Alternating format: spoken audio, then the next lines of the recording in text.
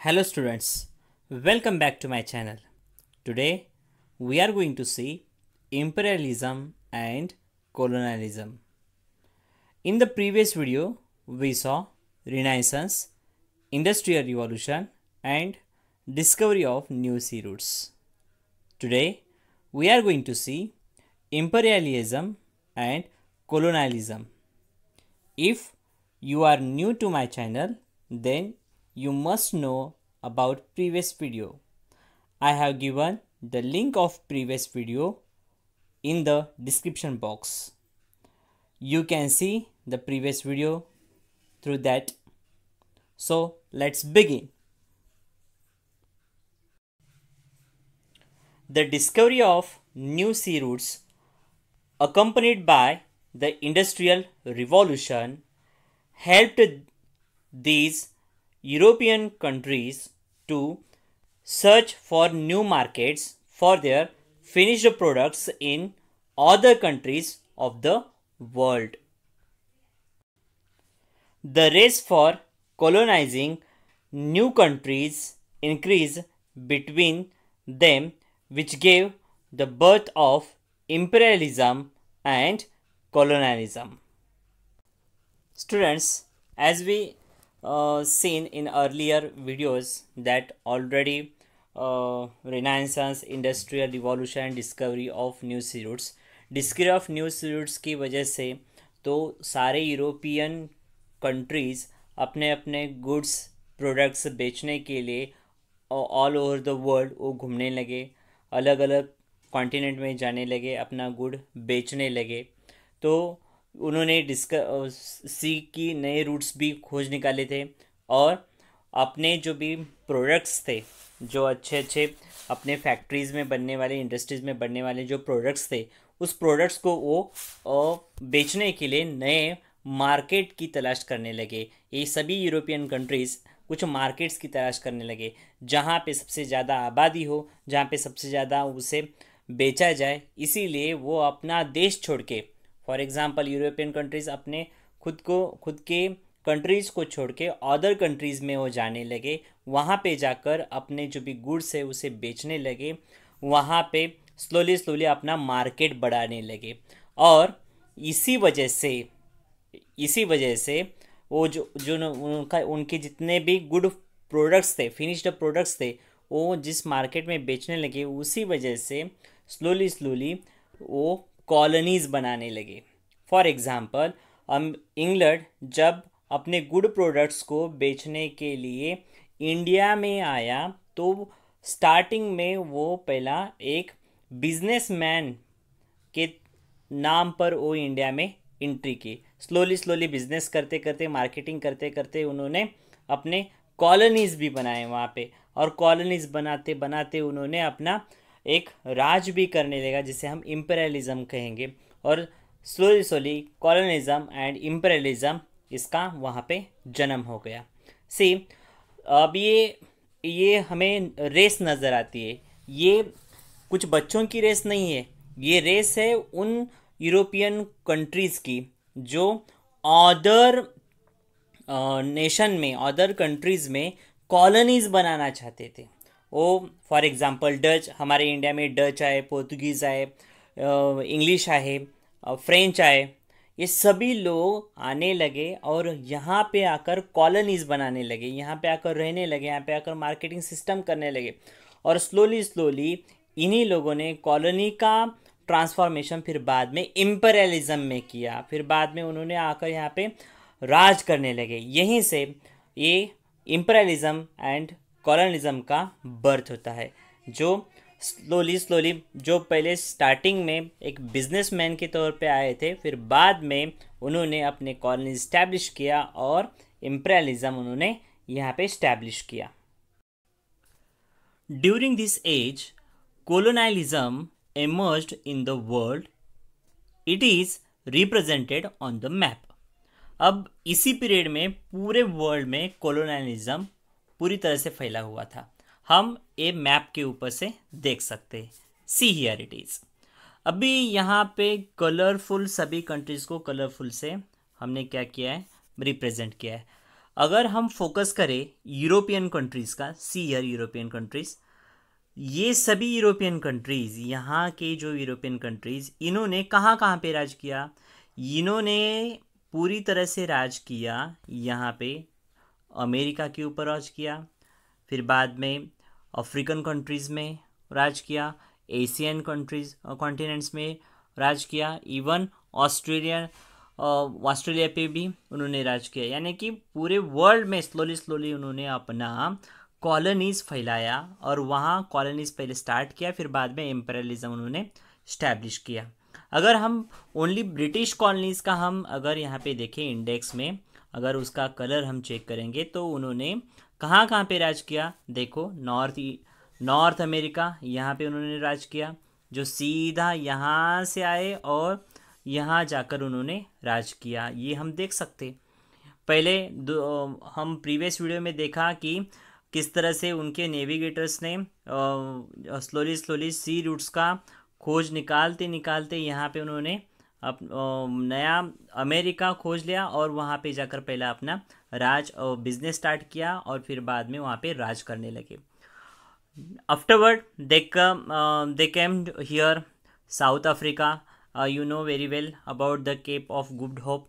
In the previous video, I told you about that. And they also started colonies and also started the imperialism here. And again, here in Asian continent, India is the most important country for them.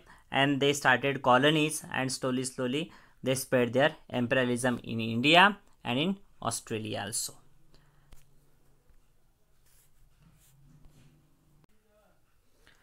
It was during this time that India also became the colony of British. The exploitation and control over the resources of a nation or country by a powerful country to strengthen its resources through its political, economic, and social policies is known as colonialism. The exploitation and control over the resources of a nation or country by a powerful country to strengthen its resources through its political, economic, and social policies is known as colonialism. जब एक powerful country दूसरे country के ऊपर exploitation करती है, उनके ऊपर control करती है, उनके रिसोर्सेस के ऊपर कंट्रोल करती है, उनके रिसोर्सेस को छीनना चाहती है और उसका इस्तेमाल करना चाहती है, उन सभी रिसोर्सेस को यूज़ करके अपना पेट भरना चाहती है और सभी को अपने वश में करना चाहती है, कंट्रोल में करता है, वो पावरफुल कंट्री अपना ये कंट्रोल अपने पॉलिटिकल इन्फ्लुएंस से या फिर इकोनॉमिकल पॉलिसी से या फिर सोशल पॉलिसी से अदर कंट्री के ऊपर अगर अपना प्रभाव करना जमाना चाहती है तो उसे हम बोलेंगे colonialism. The policy of forcefully extending a nation's dominance by territorial occupation and establishment of economic and political influence over another nation is known as imperialism. अब imperialism क्या है? ये वन टाइप ऑफ पॉलिसी है। किस तरह की policy है? Policy of forcefully extending a nation's dominance by territorial occupation. For example हम देखें इंडिया के बारे में, इंडिया जब हमारा आज़ादी के पहले का जब इंडिया था तब हमारे इंडिया को सोने की चिड़िया कहा जाता था। यहाँ पे अंग्रेज़ लोग आए, वो पहले हमारे इंडिया में बिजनेसमैन बोल के आए, वहाँ पे आए और उन्होंने स्लोली स्लोली अपने कॉलोनीज बनाए। कॉलोनीज बना के स्लोली स्लोली अपना वो फोर्स यहाँ पे आजमाने लगे। तो उन्होंने जो उनकी पॉलिसी थी फोर्स लगाने की, फोर्सफुली उन्होंने क्या किया, उनकी खुद की कॉलोनी एक्सटेंड करने की सोची, बढ़ाने लगे उनकी कॉलोनी, पूरी इंडिया में छाने लगे, स्लोली स्लोली फोर्सफुली करने लगे। एंड वो कॉलोनी बढ़ाकर कहाँ पे बढ़ाए वो इंडिया में, यानी कि एक नेशन की डोमिनेंस में, हमारे नेशन में पूरी तरह से, हमारा पूरे नेशन का जितना भी डोमिनेंस था वहाँ पे आपने खुद का पॉलिसी, अपने खुद की कॉलोनीज एक्सटेंड करने लगी बाय टेरिटोरियल ऑक्यूपेशन। उनका खुद का जो भी वास्तव था वहाँ पे वो स्लोली स्लोली फैलाने लगे। एंड अब ये फैलाकर establishment of economic and political influence over another nation, इतना ही नहीं किया उन्होंने, अपनी कॉलोनीज खाली एक्सटेंड नहीं किया उन्होंने, और क्या किया, इकोनॉमिक एंड पॉलिटिकल इन्फ्लुएंस वहाँ पे इस्टेब्लिशमेंट किया। इकोनॉमिक से भी वो बहुत थे, बहुत अमीर थे, और अपना इन्फ्लुएंस बढ़ाया और पॉलिटिकल पावर भी बढ़ाया। एंड ये इकोनॉमिकल एंड पॉलिटिकल पावर जब दूसरे नेशन के ऊपर हावी होता है तो वो नेशन उनके चपेट में आ जाता है, और तब जाके ये फिरंगी लोग वहाँ पे अपना राज करते हैं, वहाँ पे अपना हुकूमत जमाते हैं, वहाँ पे अपना खुद का नेशन समझ के उसके ऊपर राज करते हैं। उसी को हम बोलेंगे इम्पेरियलिज्म। उसी तरीके से उन्होंने पूरे इंडिया में स्लोली स्लोली अपनी कॉलोनीज बनाकर इम्पेरियलिज्म फैलाया, और बहुत सालों तक उन्होंने यहाँ पे राज किया। The following factors were responsible for colonialism and imperialism. The dominant country required cheap raw material to supplement their industries. The dominant countries, for example, England, they want raw material from that country where they were ruling. They want raw material for what? To produce a good thing, to supply that raw material. They want to supply that raw material to their industries, and they want to make finished products from that raw materials. That's why they were making the colonies. Next, they wanted new markets for their finished products. अब उन्होंने finished products बनाए, raw material लेके यहाँ से गए, फिर बाद में अपने फैक्ट्रीज में वो रॉ मटेरियल लेके जाने के बाद उनका ही अच्छी तरह से क्या बना लेते थे, प्रोडक्ट्स बना लेते थे, और उस प्रोडक्ट्स को अब उनको बेचना रहता था। जब उनको बेचना रहता था वो मार्केट की खोज में रहते थे। अब सबसे दुनिया का सबसे बड़ा अगर मार्केट कहाँ पे है, जहाँ पे सबसे ज़्यादा आबादी रहती है, जहाँ सबसे ज़्यादा लोग रहते हैं, for example India, the second most populated country, यहाँ पे सबसे ज़्यादा लोग रहते हैं, इसीलिए इन लोगों ने सबसे ज़्यादा रुख हमारी तरफ मोड़ लिया और यहाँ पे उन्होंने अपना मार्केट स्टैब्लिश किया। और मार्केट प्लस रॉ मटेरियल दोनों के लिए हमारा इंडिया बहुत ही कारगर था, इसलिए हमारे यहाँ पे बहुत सारे यूरोपियन कंट्रीज़ ने हमारे यहाँ पे कॉलोनीज बनाना स्टार्ट किया। They had developed superior war weapons, military power and control over seas. अभी इनका इम्पेरियलिज्म बढ़ाने के लिए उन्होंने क्या किया, वेल डेवलप्ड मिलिट्री का फोर्स वहाँ पे इस्टेब्लिश किया। ये मिलिट्री फोर्स उन्होंने स्टार्ट की, फिर बाद में बड़े बड़े और वेल इक्विप्ड ऐसे वेपन्स बनाए। इस वेपन्स का इस्तेमाल करके वो हर कंट्री के ऊपर अपना प्रभाव डालते थे, वहाँ पे अपना राज करते थे। फिर बाद में उन्होंने उस कंट्री से जुड़े हुए जितने भी सी रूट्स थे उसके ऊपर कैप्चर किया, ताकि अदर यूरोपियन कंट्रीज उस अंदर ना आ सके और खाली वही उस कंट्री के ऊपर राज कर सके। ये उनका सबसे बड़ा फैसला था।